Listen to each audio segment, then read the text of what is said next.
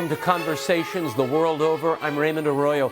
This is our showcase of some of the best interviews we've done over the last 19 years on the world over. Tonight, the continuation of my interview with acclaimed author James Lee Burke.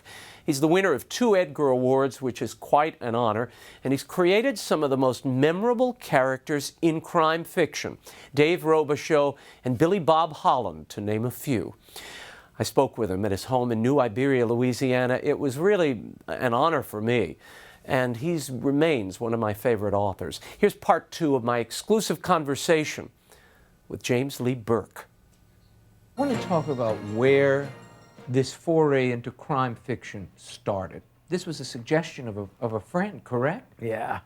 It's my old buddy Rick DeMarinis, who always calls himself my literary midwife. Yeah, Rick DeMarinis is a novelist, of course. We were friends, have been friends for many years, and we were fishing in the Bitterroot River about, let's see, it was 1984. And he said, Jim, you've written every kind of novel. Why don't you try a crime novel? And I said, why is that? He said, well, if you just write 2 good chapters, you can get an advance in New York. You can get back in hardback. And we went to San Fran about a week later, and I started writing the novel in a longhand on a yellow legal pad in an Italian cafe right up from Ferlinghetti's City Lights bookstore. Sure. There's this outdoor cafe there right across from the Catholic Church. Right. As a matter of fact. So maybe I got a little nudge, got a little help. But I wrote 2 chapters like that, and I typed them up and I sent them to Charles Willeford, who's a crime novelist. He wrote Miami Blues, and Charles read them, and he said, you really have a remarkable protagonist here, and he said, I really think you're going to do something. He made a couple of suggestions, but then I finished the book, and that was the one that Philip Spitzer got 3 offers on. And you didn't read before writing the Robicheaux novel? You didn't read several mystery and crime novelists? You didn't study the genre? No, because I never really changed what I was doing. The only change in the novel was the use of a first-person protagonist who was sometimes a police officer, but the material remained the same. I wrote about the same characters, the same locale, the same themes that I've always written about. And what were those? Well, there are many that have to do with, I think, injustice more than anything else. See, George Orwell once said that every novelist operates under a vanity, namely that he has access to a perfect moment of truth, and he becomes obsessed often by what he perceives as injustice in the world. And he, like Don Quixote, goes running at windmills. But it's just the nature of the obsession. That's why when an author finishes a book, he thinks he's pitched a perfect ball game. About 2 weeks pass, and you start another one. See. Now, this is a guy, we should tell people who are not familiar with your work. This Dave Robicheaux is a fellow who routinely gets into all manner of violent acts and fights, has killed people on occasion. Yeah. Prays the Rosary, quotes St. John of the Cross. Yeah. And is a recovering alcoholic. Yeah. He's a multi-layered character here. Yeah, he's quite a guy. Yeah, quite a guy and he's not Agatha, this is not Agatha Christie. It's been called Cajun existentialism. What do you mean, what do you make of that? I've answered to worse. But he does consider, you know, for a guy who's a cop, and by the way, did you do any research of police work? No. Police procedurals? No. Nothing? None. Just picked it up? Probably shows. I don't think so. It's very detailed and high. I mean, not only is the psychology there, but the details are hop off the page. Well, I worked as a newspaper reporter and covered the police beat. Not that that's a big thing in itself. Right. But I also worked 9 years in a community college that acted as an adjunct to the Miami-Dade Police Academy. I see. I see. And then I had some experiences of my own, I guess. But you see, by and large, what you learn as a novelist, as Hemingway said again, the setting, the historical era, the frame of reference ultimately become irrelevant. It's the character that counts. else. And if you know the character, you can place him in any situation. It's ultimately the human story. If you find yourself writing about technology and procedure, I think it's a good time to get into the writing of manuals, but to leave art alone. It belongs somewhere else. It isn't that it's bad, but it's not art. Just get out of the business at that point. Well, it's something else. But you see, ultimately, a crime story is the human story. The Dave Robicheaux books are successful, in my view, because they go back in concept to the Elizabethan and Greek stage. The Dave Robicheaux has the Promethean characteristics of the Elizabethan tragic protagonist. He also possesses the qualities of the Chaucerian good knight, the knight errant. And there's also a strong supernatural sense in these books. Oh, yeah. Very strong. It's very strong. In the Electric Mist with Confederate Dead, you've got Confederate generals walking around and talking to That's right. Dave's daughter, to Dave. In Burning Angel, you have a man come back from the dead. Yeah. Where does this come from? And you've been criticized for inserting it into the novels. Yeah. What do you make of that? Well, my father, as I said, wanted to be a historian, and he subscribed to a very interesting belief about the nature of history, that it was not sequential or linear, but that all human history happened simultaneously, as in perhaps a dream in the mind of God. And if that is true, then that perhaps might explain why people have peculiar experiences. They turn and they see a Roman soldier going through a wall, you know, in Great Britain. But I have a feeling the truth of about the physical world, not the spiritual world. The truth about the physical world is one that's far different than we imagine. Well, Einstein speculated on these things, that that all straight lines meet in space somewhere, that it is possible to journey into the past, that energy and matter are interchangeable. But the mysteries of the physical world, someone once said of St. Augustine, that Augustine was not fascinated with the miraculous in the next world. He was fascinated by the miracles that were at hand. For example, a vineyard that could soak up water and produce a grape that was translated into the wine in the cup. That was a miracle that was more intriguing to him than abstractions. And you see, that's ultimately what my father used to say, that art and science are the discovery of creation, which is the most fascinating endeavor of all. In an old cemetery on the edge of the railroad tracks, Burke quite literally chases down his family's past. We're standing on the remnants of William Burke's grave. He and his wife Ellen Lee were buried here. And he died in the yellow fever epidemic of 1839. He was a survivor of the Goliad massacre. Right, in Texas. Texas Revolution. And his son, Willie Burke, is the protagonist of White Doves at Morning. The past is so alive for you, and that continuum that you were talking about time and how we intersect with the past, or it intersects with us. I suppose nowhere is that more apparent than in your latest novel, White Doves at Morning. Yeah. And tell me about the background of this. This is a very personal book, not the first time you've explored the history of your family. Yes, White Doves at Morning is set between the years 1837 and 1868. And two of the central characters are Willie Burke, my ancestor, and Robert Perry. He was my great-grandfather. But it deals with the Civil War in Louisiana, the guerrillas and redlegs, or jayhawkers as they were called, who were here during Reconstruction. But primarily it's a story about Uncle Willie's teaching a black woman to read and write, and the founding of a school for black kids, one that existed here well into the 20th century, and how thousands of lives were changed by one woman learning to read and write and her passing on the gift. So I think it's quite a book, and It also deals with Shiloh. My uncle, great uncle Willie was at Shiloh. The 18th Louisiana was blown apart there. And Jackson's Shenandoah campaign. Wow. And Bedford Forrest, Nathan Forrest. Is Right.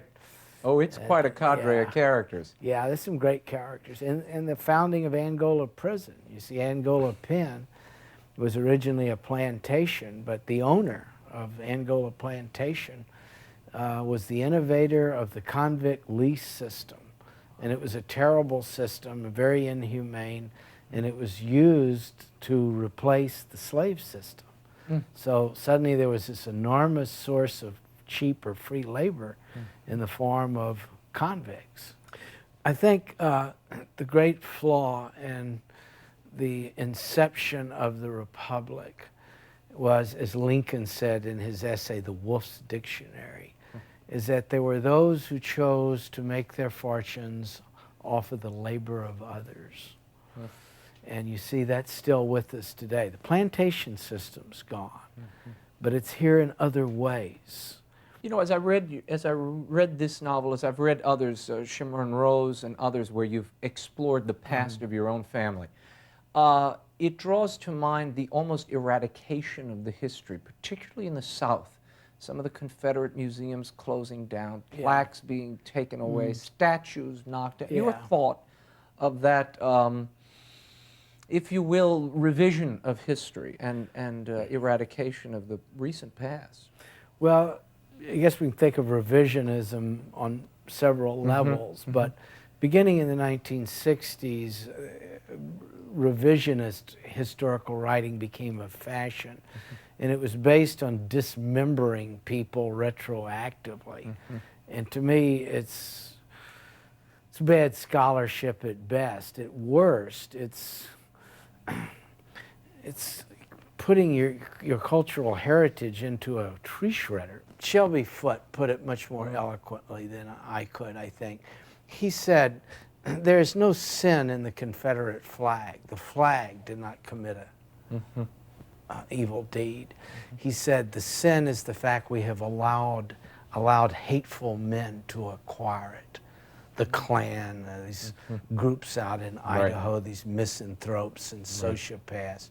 But this was the flag of James Longstreet and Robert Lee and the 6th Alabama at the Bloody Lane, for heaven's sakes. And to look upon it as something dishonorable is, it seems to me, not very wise. I want to talk about your new Robicheaux novel, the 13th.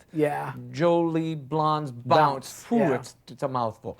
There is a character here that is particularly interesting, Legion Guidry, who's probably the darkest, most evil villain you've ever concocted. He is a genuinely bad guy. Yeah. And you really struggle with the nature of good and evil to the point where a person almost embodies it. Do you believe that's possible?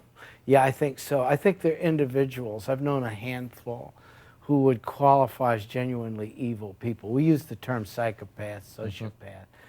Now, there are 3 explanations for them. One, that it's genetic. The other explanation is it's learned behavior. The third is the most troubling, that there are people, and I subscribe to this belief, who deliberately step across a line at some point in their lives. And as Dave Robicheaux puts it, they deliberately eradicate the fingerprint of God from their soul. They try to murder all light in their lives. And they enter the province of evil. And see, if you've known criminals, most of them are not much different from the rest of us. They mess things up.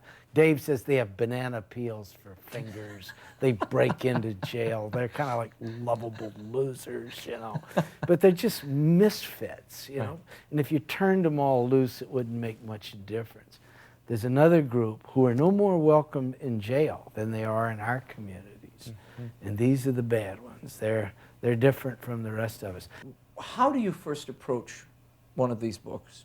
Do you start with a theme? Do you start with a social theme that you feel burned up about? That's it. That's it. It's always an idea.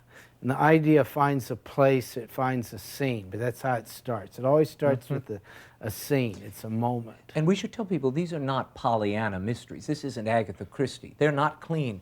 These are bloody affairs, at times very violent, but Yeah. real. This is Yeah. what's happening out there. Yeah. What would you say to those who critique you and your penchant for violence? Well, number one, I don't know what they're talking about. Dave Robicheaux always indicates, as Billy Bob Holland does. Your other great protagonist in Montana. Right. They always indicate to the reader that violence degrades everyone who participates in it, that it diminishes people. It is the first resort of the ignorant, the depraved, and the frightened. It is the last resort of the intelligent and the informed. But the person it degrades most is the one who initiates that. And Dave always tells that to the reader. He walks away from it, feeling in some way diminished, that it represents failure. But also, Dave Robicheaux acts violently only in defense of another. Always, only in defense of another. Let's go back to the critical sense, the Catholic sensibility. It is the frame in which it is used. Now, it is obvious, if you go look at some video games, Right. there's material there that desensitizes. That's, to me, disturbing. There are people who obviously cannot make distinctions between real suffering and the celluloid facsimile. I think not because the material is inherently or intrinsically violent. It is because of the intention behind it, which is to excite base, sadistic, and depraved appetites in the viewer. There's an enormous difference Here. Yeah. You see. What is the obligation of the writer? To write as well as he can. And I believe, I relearned this lesson during those years I couldn't publish. That if you never lose faith in the purpose for your gift, if you keep your contract with your higher power, the source of your creativity, eventually you'll see the reason for its presence in your life realized. I believe that absolutely. That God does not make mistakes. I'm not a theologian. I feel presumptuous in even talking about these things. But I genuinely believe, no wisdom has come to me with age. I don't think you learn anything getting older. You learn you don't like to get older, but that's about it. I knew as much when I was 21, I guess. You get a little more patient. But I feel that ultimately, the teachings of Jesus are the most reasonable explanation for both our connection with the unseen world, and at the same time it provides us with a way of living and contending with a world that in many ways we will never be compatible with. For me, it's the best way to live. I've tried other ways and they don't work as well. I guess that's as pragmatic as I can put it. But think of it this way, that someone more intelligent than I said the real reason Western civilization rose into its ascendancy over the Islamic world, I'm not taking away from it, was one line in the Bible when Jesus says, "Give unto Caesar what is Caesar's, give unto God what is God's." And with that one line, he established the Renaissance dynamic. You live with a foot in each world. You do not allow yourself to be undone or changed by the world. Final question, how do you want to be remembered when all this is over? As a guy who, I saw this guy interviewed once. He was a tattoo artist. And he was a beautiful guy, and he just little bitty guy, and he was asked that question, how would you like to be remembered? And he said, and he had this high metallic voice, he said, I'd like to be remembered on my tombstone as the guy that didn't mess it up too much. Let me know what you thought of tonight's show and which interviews you'd like to see in an upcoming edition of Conversations the World Over. You can always reach me at raymond@raymondarroyo.com. The new show premieres each Wednesday at 5:30 p.m. Eastern Time in the U.S. For those of you outside the United States, go to EWTN.com for your airtimes. Join us next week for more Conversations the World Over. On behalf of the staff and crew of EWTN News, I'm Raymond Arroyo. The conversations continue Don't miss them. Bye now.